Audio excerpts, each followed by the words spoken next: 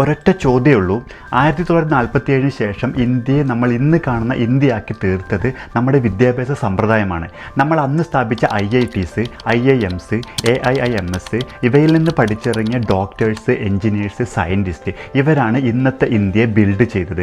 ഒരു കാലത്ത് നേരാവണ്ണം ഭക്ഷണം കഴിക്കാനില്ലാതിരുന്ന പട്ടിണിയും പരിവട്ടത്തിലുമായിരുന്ന വളരെ വലിയൊരു ജനവിഭാഗത്തിന് ആവശ്യമുള്ള ഭക്ഷണം നൽകി ഇന്ത്യയെ ഫുഡ് പ്രൊഡക്ഷനിൽ സെൽഫ് സഫിഷ്യൻ്റ് ആക്കിയ ഗ്രീൻ റെവല്യൂഷൻ സംഭവിച്ചത് നമ്മൾ സ്ഥാപിച്ച കാർഷിക സർവകലാശാലകളിൽ പഠിച്ചിറങ്ങിയ ശാസ്ത്രജ്ഞന്മാരും അവിടെ പഠിച്ചിറങ്ങിയ ഫാർമേഴ്സും കൂടി ചേർന്നാണ്.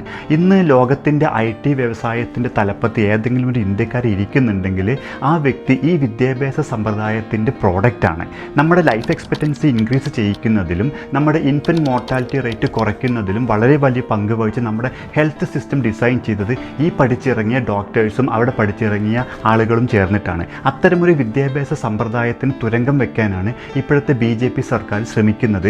അതിനെതിരെയാണ് നമ്മൾ ജന്തർ മന്ദറിൽ പ്രതിഷേധം സംഘടിപ്പിച്ചിരിക്കുന്നത്. ആ പ്രതിഷേധത്തിന് വിജയത്തിൽ കുറഞ്ഞ യാതൊന്നും സ്വീകാര്യമല്ല. അപ്പോൾ അതിനെ സപ്പോർട്ട് ചെയ്യാത്തവരിൽ ഉള്ളത് സ്വന്തം കുഞ്ഞുങ്ങളുടെ ഭാവിയെ തുലയ്ക്കുന്ന പരിപാടിയാണ് ഈ നടക്കുന്നത് എന്ന് തിരിച്ചറിയാൻ കഴിയാത്ത സംഘികൾ മാത്രമാണ്. നമ്മൾ അവരിലില്ല. അപ്പോൾ ചോദ്യം ഇതാണ്, വിവരവും വിദ്യാഭ്യാസവുമുള്ള സെൽഫ് സഫിഷ്യൻ്റായ ഒരു ഇന്ത്യ വേണോ, അതോ രാവണനാണ് വിമാനം കണ്ടുപിടിച്ചത്, ഗണപതി പ്ലാസ്റ്റിക് സർജറിയാണ് എന്ന് പറയുന്ന മണ്ടന്മാരായ സംഘികളുടെ ഇന്ത്യ വേണോ?